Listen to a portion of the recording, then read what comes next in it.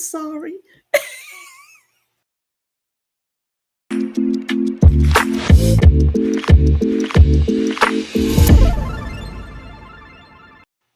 Well, good morning. Good afternoon, good evening, wherever. I'm looking and I'm like, well, is it live? And I didn't even see the countdown. But I want to say good morning to everyone as you enter the room. Thank you for being here today. My name is Leslie Montgomery, and this is LKM Kingdom Living, Leslie's Lessons Learned. I'm so excited to be here. I'm so excited to share with you today what we have to share. You know, I got to pull my mirror out. You know what? When I was a little girl, something sidebar. When I was a little girl, I always dreamed of having my initials on something.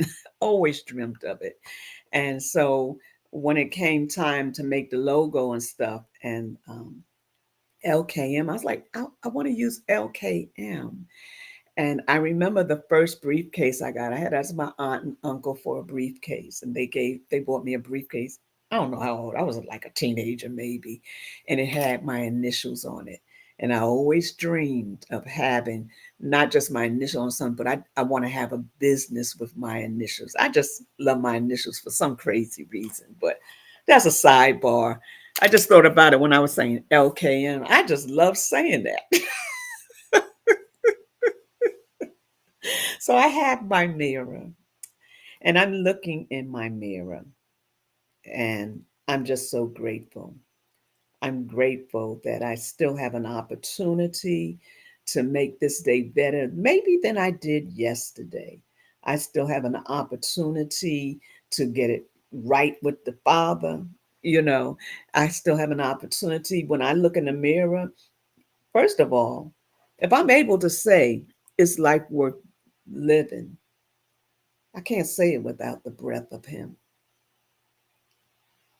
So, is life worth living? If you have breath in your body, which is a gift, and if you feel as though you have something maybe not to offer, I want you to know today you have plenty to offer. And the reason why you're here is because nothing you have not completed your assignment. And once you complete your assignment, then things will begin to turn around. Not even when you begin to recognize you have an assignment. And the assignment might not look like someone else's assignment. It might not seem great like someone else's assignment, but most of all, it is still your assignment. So, whatever your assignment is, get up, dust yourself off. I start saying, get your dusty self off. Get up, dust yourself off, and get to working, get to doing something other than feeling sorry for yourself. We all have moments. I can be honest. We all have moments when we're not sure if what we're doing is valuable. We're not sure if we fit in. We're not sure if what we have to offer someone really needs it. We all have times, but I want you to know that you was created with a purpose. And with that purpose comes a destiny. It was a part of his plan for you to be all that he called you to be and to do all that he called you to do so that you can have all that you're supposed to have. Now, when you think about it, a lot of times the issue is not that um, the issue is that we're living for evidence.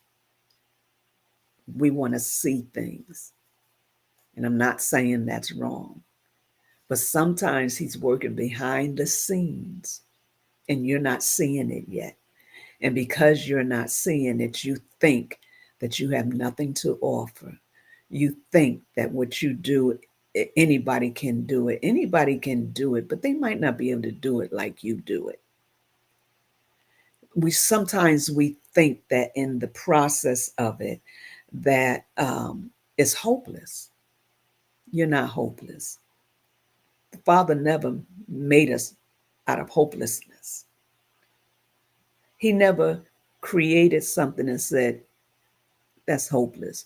He created it and said, it's good. So embrace who you are, embrace yourself. And once again, good morning. Thank you for being here. I have a video, but let's say what I like for us to say every Sunday. I can't go without that. And it is, a life without me is like a world without color. A life without me is like a world without color. So, you know what that means? We are valuable and we do have something to offer. All right, Minister Wanda, come on through and tell us who you are, what you're doing. It's a good morning. I'm just thinking about that colorless world without me, right? Right. How colorless this world would be without me. That's so amazing. I love that statement. But good morning, good afternoon, good evening in some parts of the world. My name is Wanda L. Floyd. I am the CEO. I am the owner of WLF Academy and the Brains and Beauty Business Academy, where we teach beauty industry professionals how to do business better. I'm a licensed cosmetologist. I've been licensed for over 30 years. I am now a beauty industry educator where I work in the beauty industry and educate our up and coming students that will be a part of the beauty industry, cosmetologists and barbers. I'm really excited about that. I've recently earned my degree in business. Yay. And I am looking forward to doing some things spectacular in the world. I actually have an idea that I am beginning to work on that we will see in some upcoming months that are going to empower you. And so I want you to stay tuned and look forward to that. But this morning, I'm just happy to be here so we can talk about and tell you how valuable you are. Just listen. Yeah, thank you so much. That was a powerful introduction right there. You better go ahead with your bad self. That's all I gotta say. We thank you so much, Minister Wanda, and every week everybody looks forward to hearing from you because you have so much valuable information to give, and I just appreciate you taking time out of your busy schedule at 6 a.m. in the morning to be here with us. Well, I couldn't have anything to say if you weren't here, Miss Leslie. So Oh.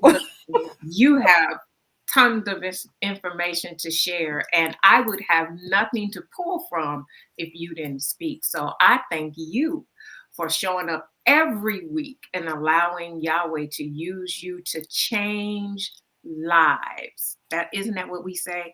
With life-changing tips. Leslie's lessons learned is changing lives, and I'm just happy to be a part of it. Well, Yahweh be praised. That's all I can say.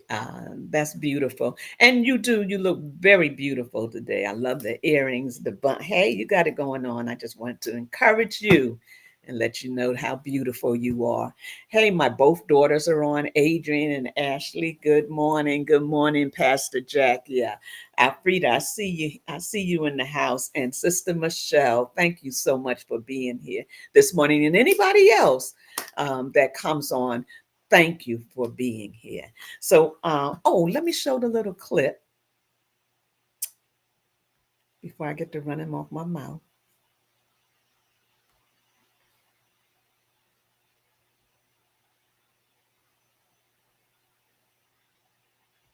You think your enemies hate you?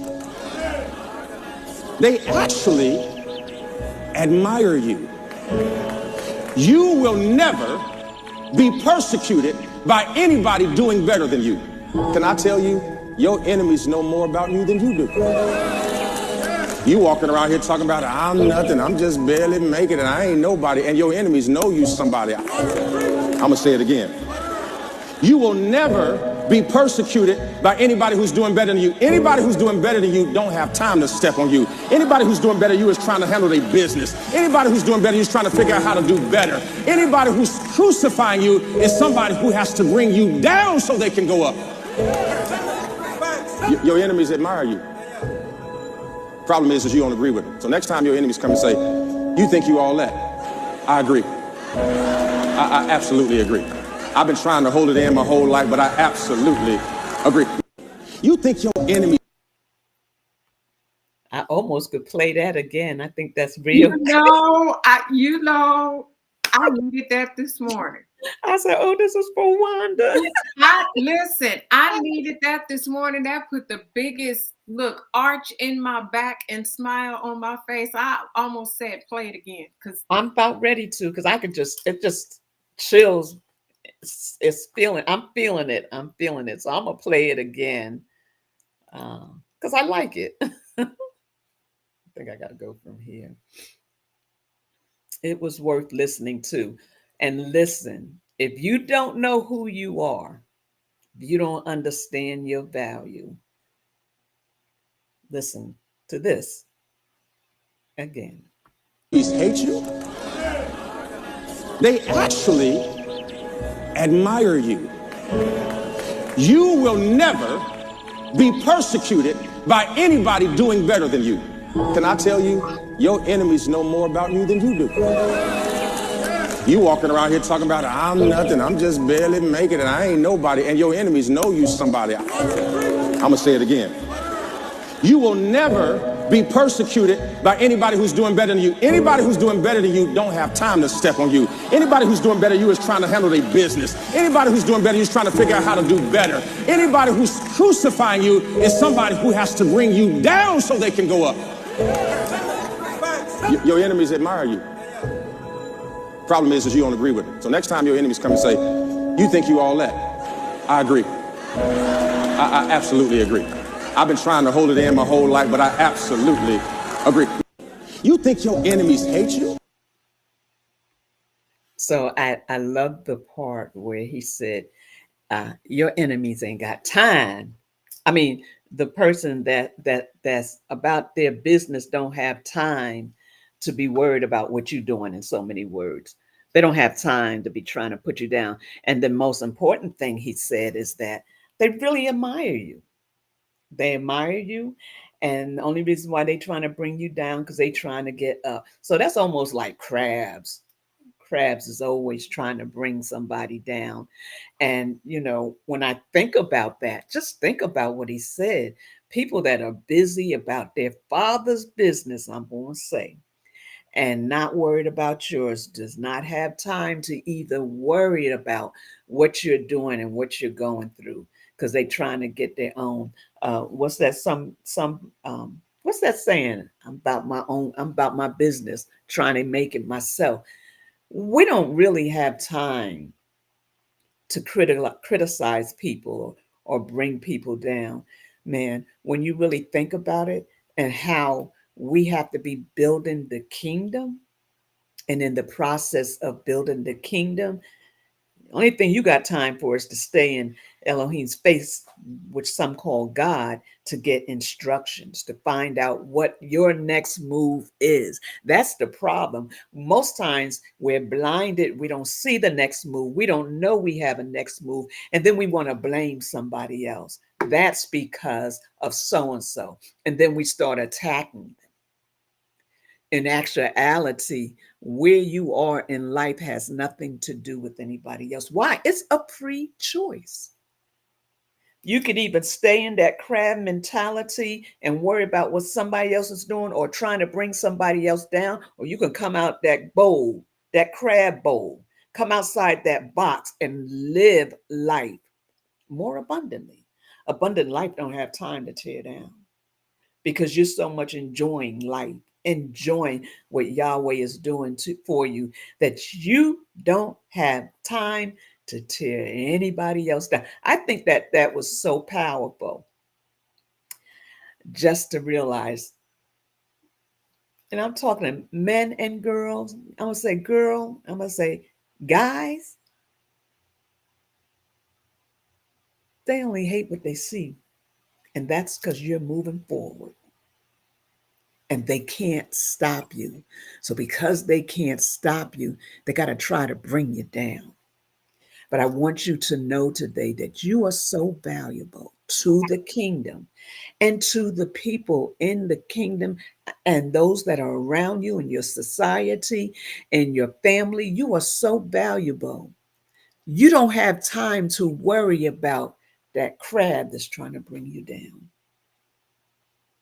Life is too important.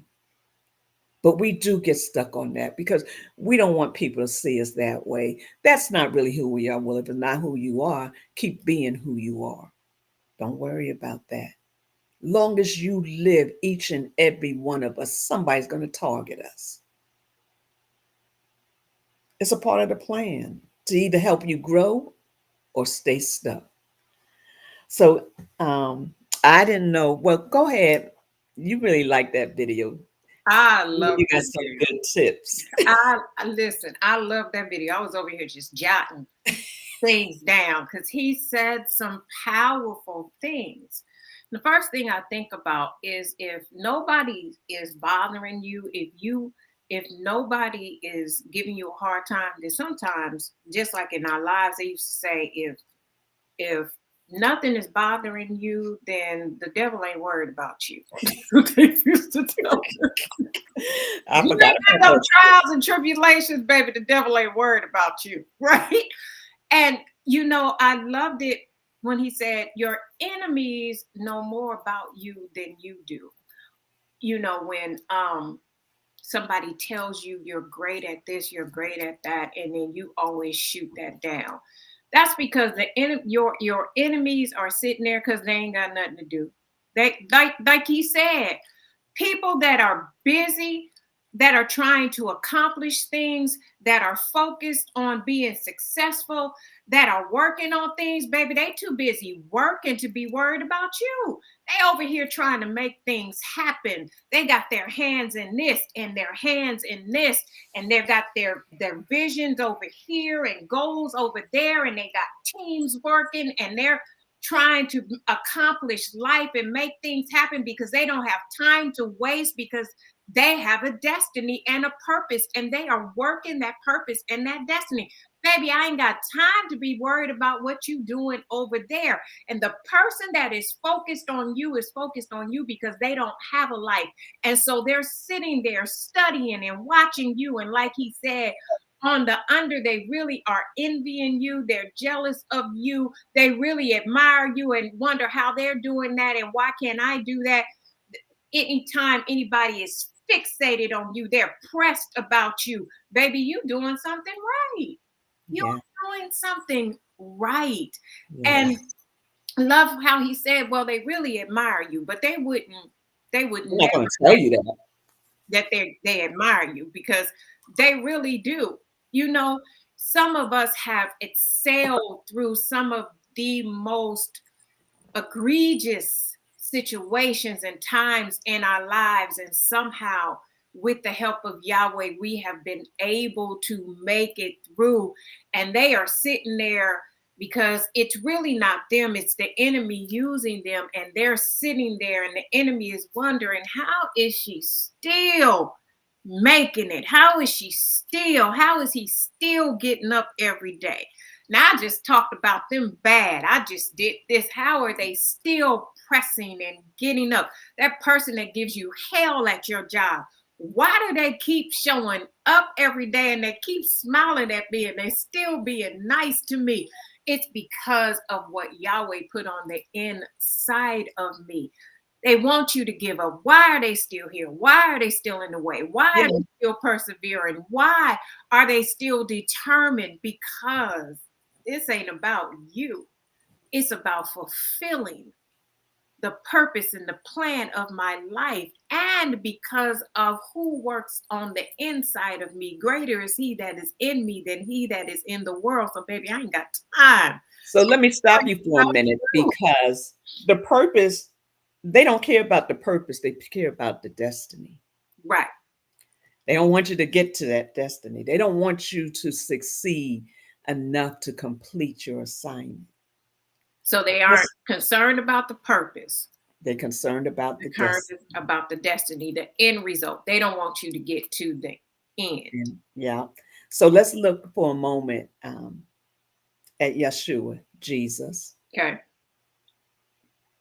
40 days, 40 nights fasting. And at the end of it, it says the enemy came to, I'm going to say, antagonize him. And when he couldn't, he was like, man, and he went on about his business. One thing about it, Mm-hmm. and I was looking at this morning, when you don't pay attention to it and you feed it with the word, there's nothing they can do but back up. That's good. When he said he left the sight of Yeshua, it Mm-hmm. said the angel swooped in Mm-hmm. and ministered to him. Mm-hmm. There is a place that we have to get to when that happens and allow Yeshua or Yahweh, oh, I got to sneeze, to come in Mm-hmm. and allow. It's almost like the angels wait to minister. Yes. When he was in the garden and he said, not my will, but thy will be done, the angels came and ministered to him. Can I tell you today we have to make some decisions? We have to decide to want to not be concerned with that. Put the word on it, saturate it with the word, and allow Yahweh to release his angels to minister. Those ministering angels come when we make a decision to not give in to what the enemy is trying to give you. So what I'm hearing you say is the first temptation when the enemy came to him, he gave him nothing but the word. And when he was finished, then he was refreshed and replenished and ministered to, you said, by the angels. And in the garden, the same thing. And so what I'm hearing is we have to put Yahweh first. In all things, we have to give it to him. Give it to him. And when we give it to him, he will come in and he will minister to us. I like that. So I hadn't planned to go here, but I'm going to just read Matthew's 4, starting at 4. Really could read the whole thing, I promise you. I'm not going to read the whole thing though. But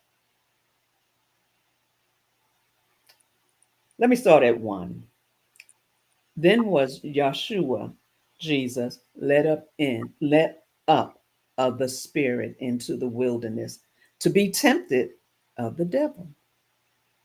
There was a purpose.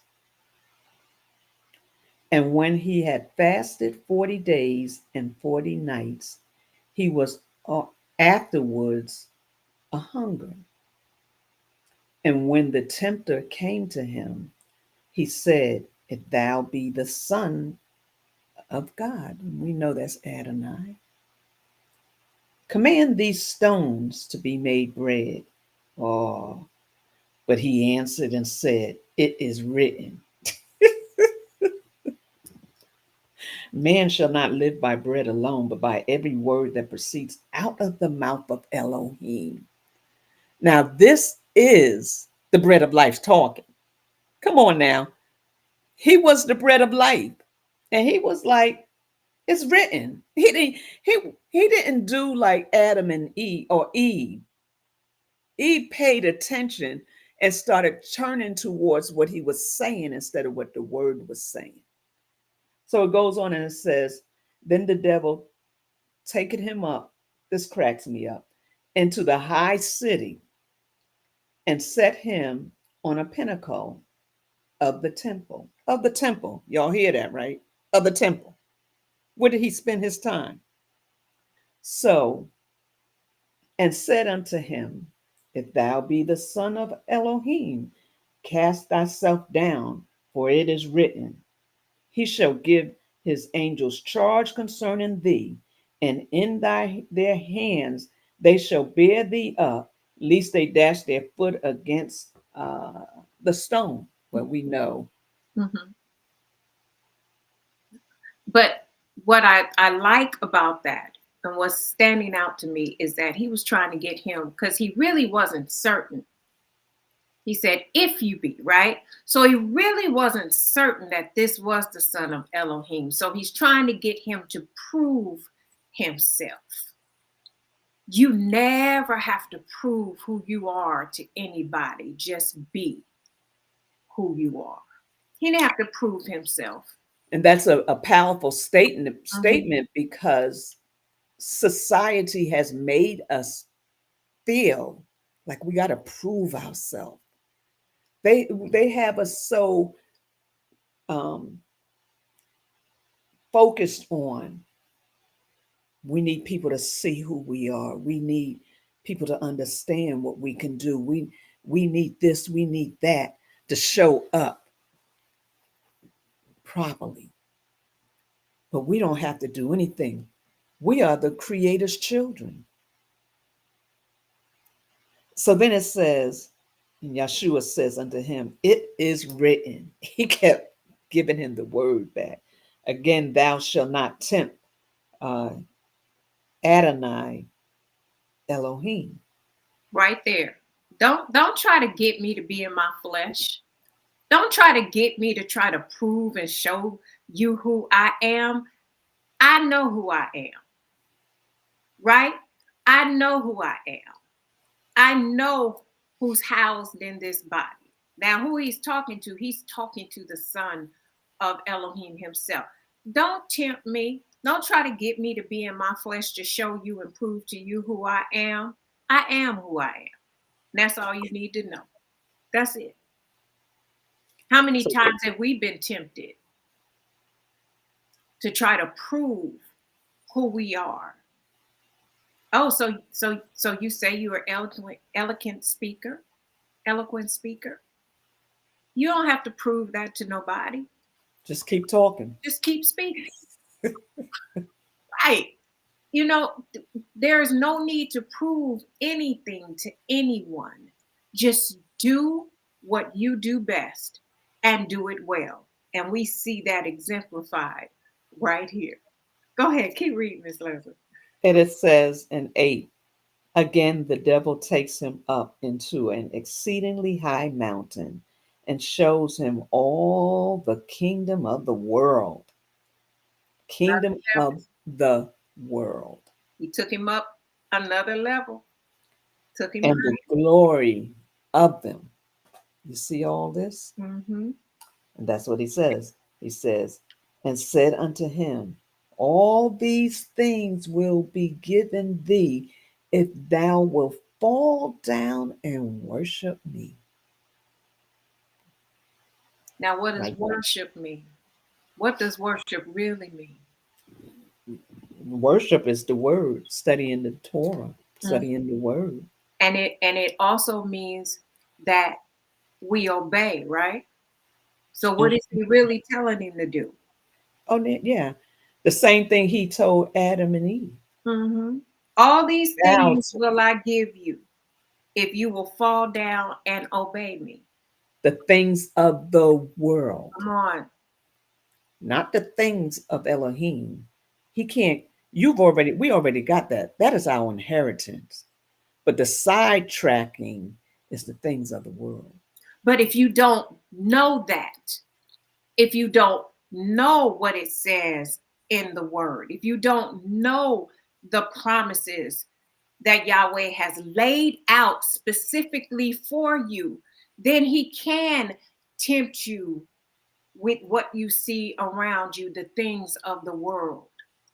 But when you know his word, then he can't get you with the bells and the whistles and the flashy things.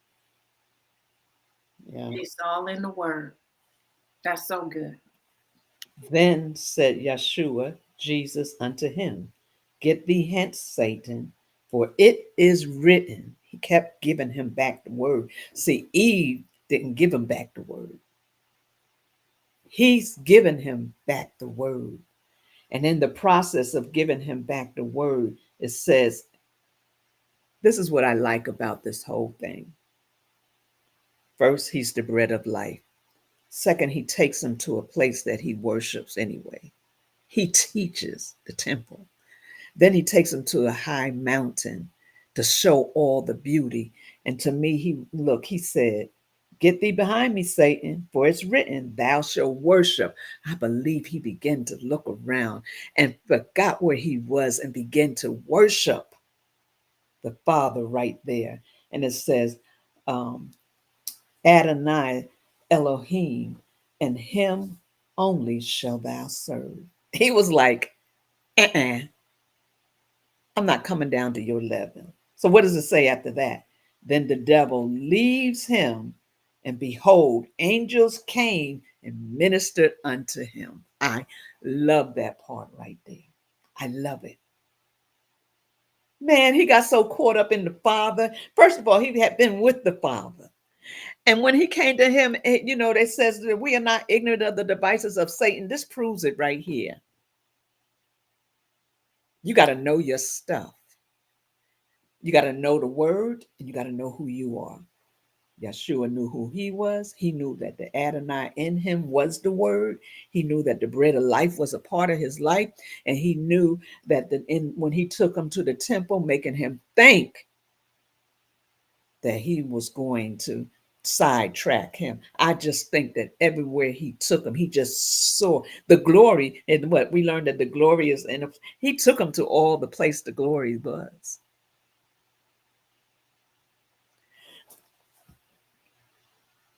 After that is when things start changing. The ministry started happening. The first thing is he finds out about his cousin.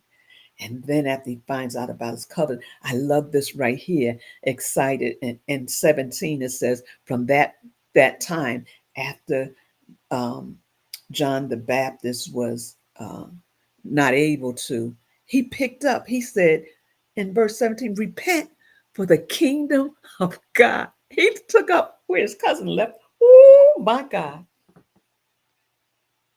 He was about his father's business, and he said it over and over again. And he always had those around him, those scavengers, those ones that always wanted to bring him down, those ones that, and they were in his camp, you might as well say, because they was a priesthood, priests and all that, the Pharisees and all.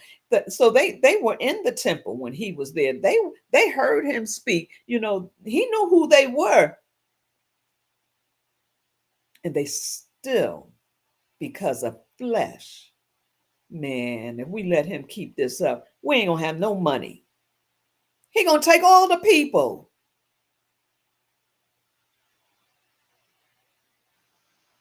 They were so pressed about what Yeshua was doing.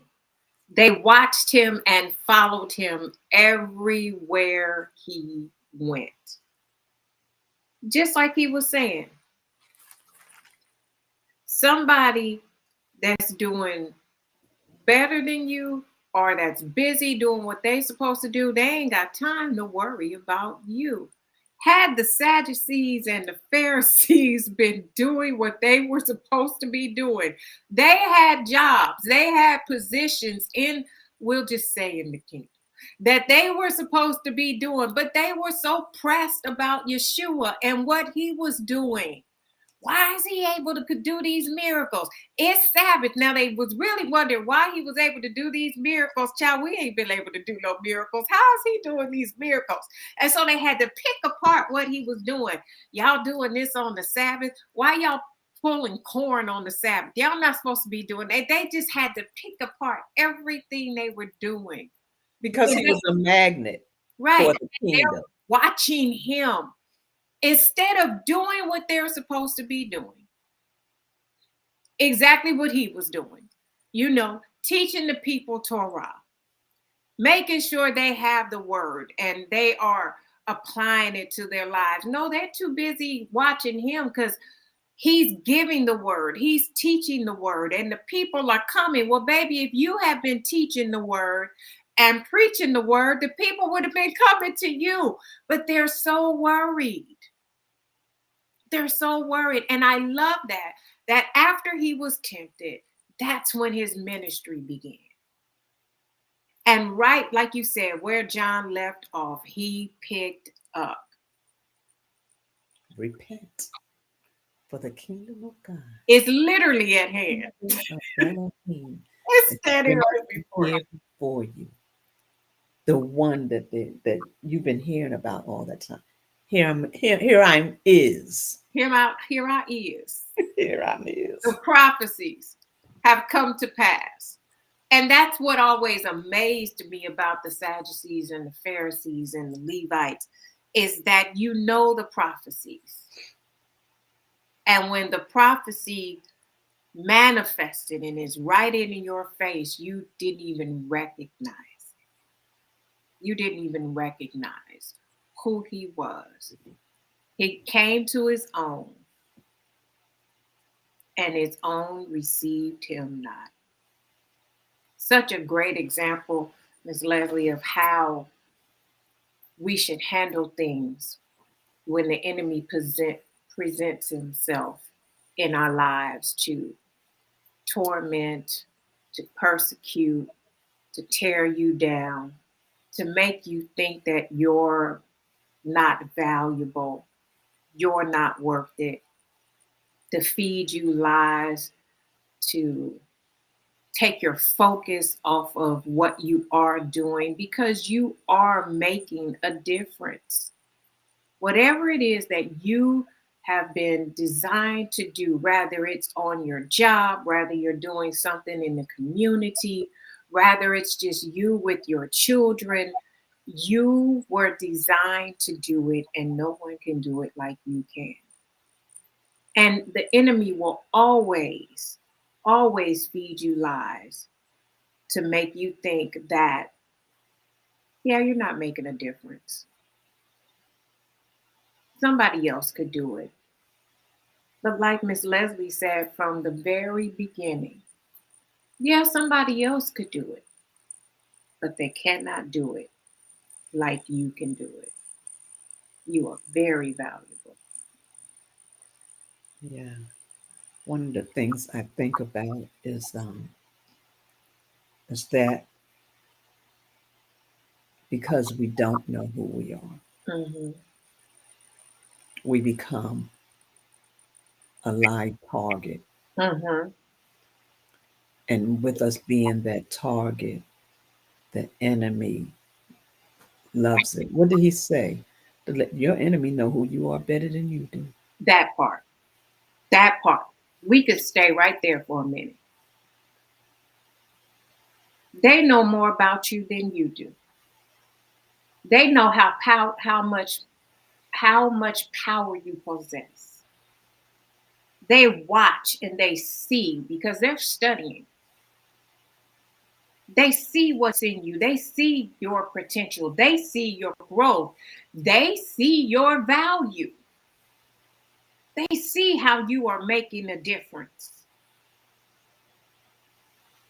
And instead of celebrating that and encouraging that and pushing you along the way, they really admire it, because they don't have that tenacity, that ability, those gifts on the inside of them. And so the other way to diminish that is to convince you that you're not necessary, to begin to tell you lies. And when we believe the lies, We do. In Matthew's 26, and I want to read this one verse. When they come to arrest Yeshua, and he said, and it says, and oh, let me see, verse 50. And Yeshua said unto them, Friend, wherefore art thou come? What you come for? But he didn't say, he said, Friend.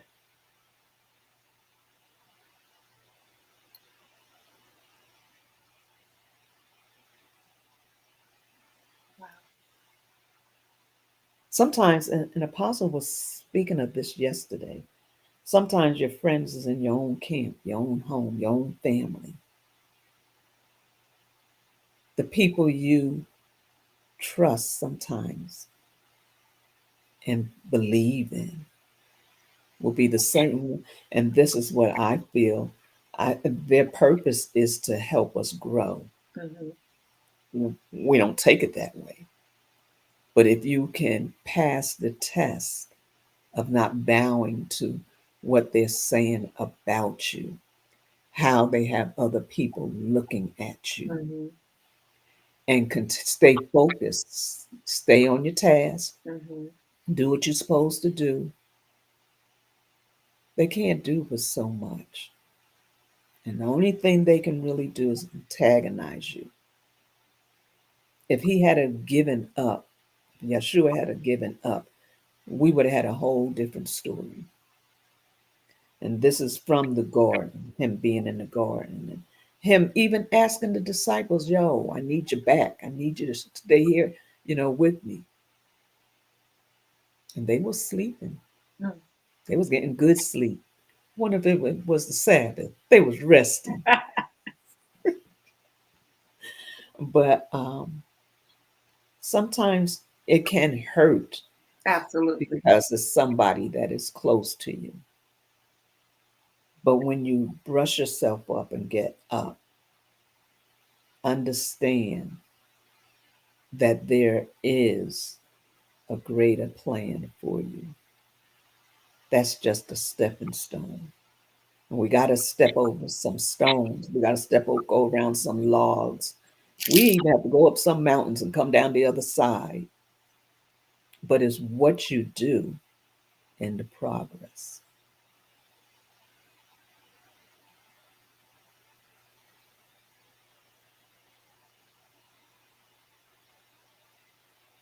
I just saw what I wanted to say about the angels. I don't see it no more.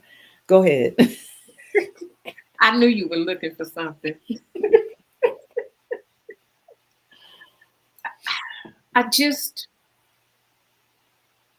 it is so heavy on me this morning to remind us how necessary, how needed, how important each and every one of you are. Just like we recite that at the beginning of every program, the world without you, life without you is like a world without color. And I just need us to sit back for a moment and think about this because oftentimes we downplay our necessity in the world. We downplay our necessity in the workplace, in the home, and even in our families' lives, and those that we have acquaintances with, and those that are even our friends.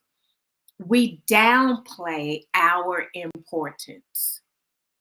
And I just want you to stop for a moment and think about that. Life without me is like a world without color. You are so necessary. You are so needed. And you are, are so valuable. There really is not even a price tag we can put on you and what you do. Because while I put up a quote the other day that said, humble enough to know that I can be replaced, but confident enough to know that there's no one like me. Of course, I can be replaced. But I tell you what, there was no one, absolutely no one in the earth that can bring my color to the picture. Because when the artist created my color, it was unique. And so, as the master artist, is designing and painting this picture of the world, my color that is added to the picture is unique in its own right. Hear what I'm saying. Your color is unique in its own right, and it cannot be duplicated. It can be imitated. They can do a whole bunch of mixture trying to get your color, but they cannot get your color because the master designed it. And that is the color that you bring to the world. And so, what would that picture be without your unique color?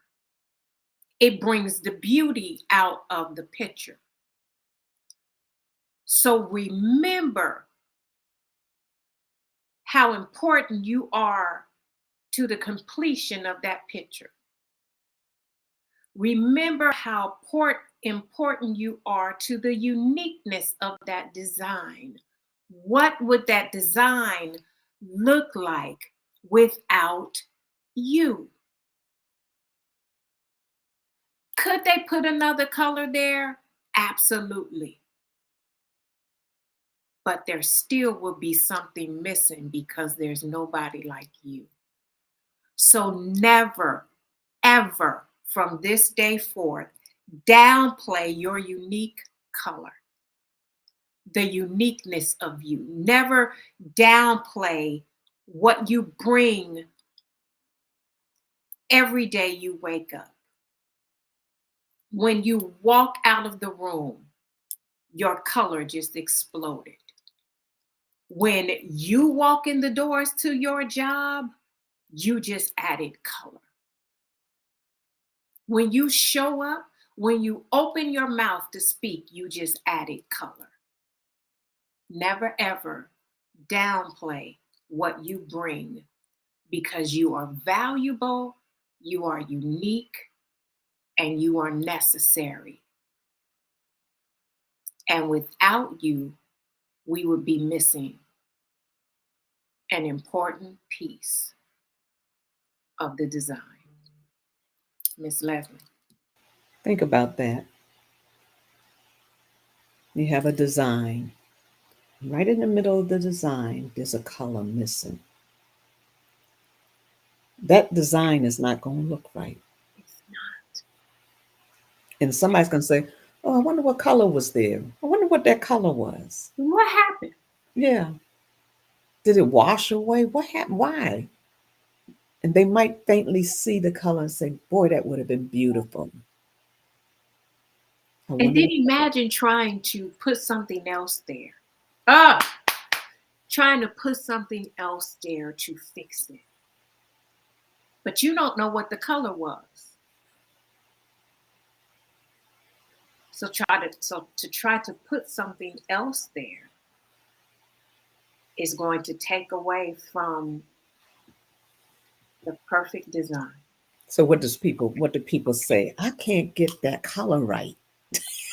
Yeah, baby, because your color that you add to the design Oh. is unique in its own right. I read a post today, and I'm trying to remember the whole thing of it. But what it said something like, your past don't need you. Your past is your past. Your present and your future is in need of you. If we're stuck in the past, that's dead. Mhm. So we're just in the past. Nothing is productive because the past is the past, it's gone. He who looketh back at the plow, and I know I might be using a little out of term, but I'm going to use it right now. He who looketh back at the plow is not worthy. Why? You're stuck in the past. You can't, you're stagnated, you're paralyzed. You can't move forward to do. So think about it. Being a farmer and you're stuck in this thing you did last year and never come up to reproduce this year because of what it didn't do last year. If you're stuck on last year's production or production, it might not produce the same this year. Mhm.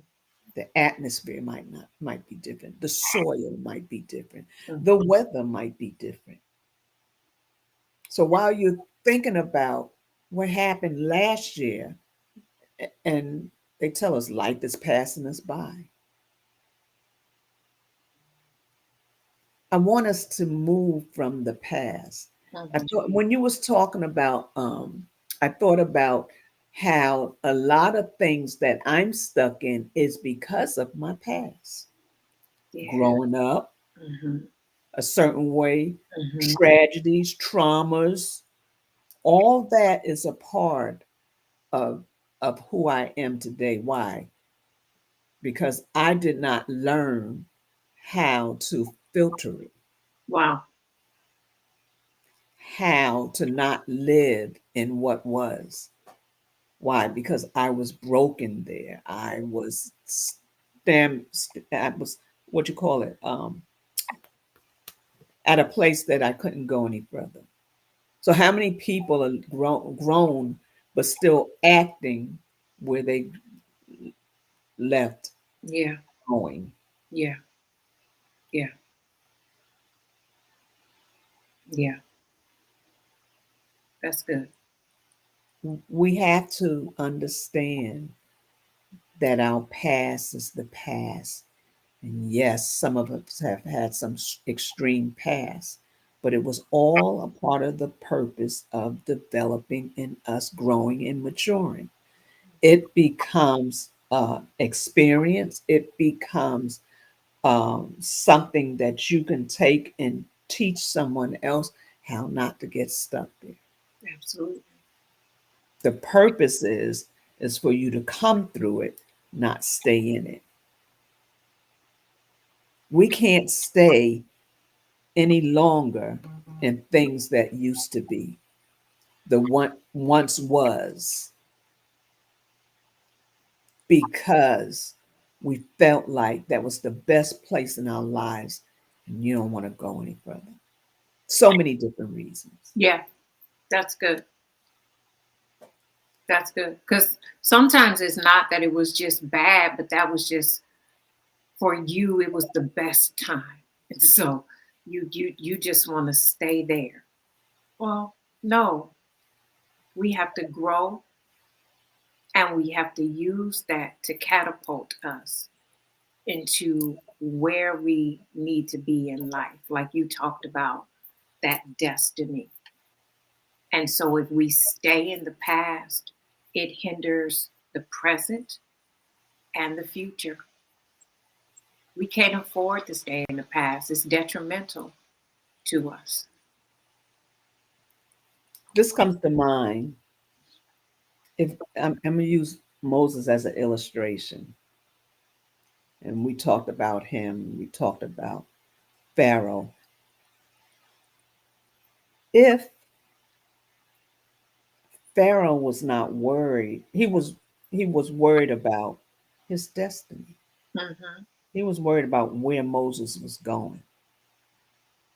And that's what he wanted to stop. Hmm. Where was he about? Where was he going to be? He was going to be a king, a deliverer. And that could not happen. Yeshua had to hide because they was worried about his destiny.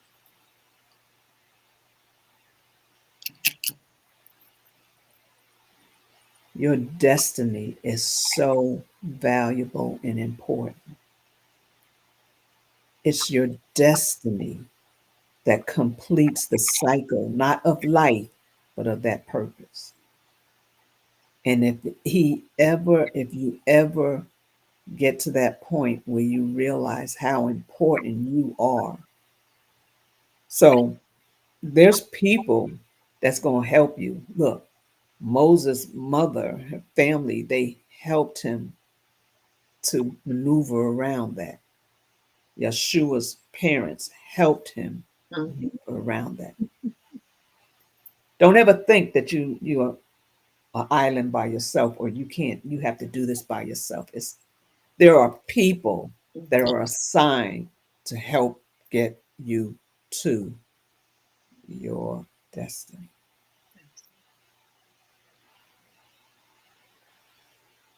You just So got to get to the destiny. that's the completion of the assignment. That's right. And you can't let naysayers, you can't let, They're your builders. yeah, They build you. absolutely. You can't even let yourself, because sometimes that one that's doing all the talking is you yourself. Yes, for sure. I do it a lot. I do it as well. Yes. And if you don't get out your own way, you can stagnate your way. Absolutely. And how? Fear, lack of confidence, Mm-hmm. a surety, Mm-hmm. because you don't know who you are. Mm-hmm. When we allow those things to happen, and know we are human. We had those times. But what do we do? Do we stay there? Or do we get into the word, allow the word to build us so we can come out of that place?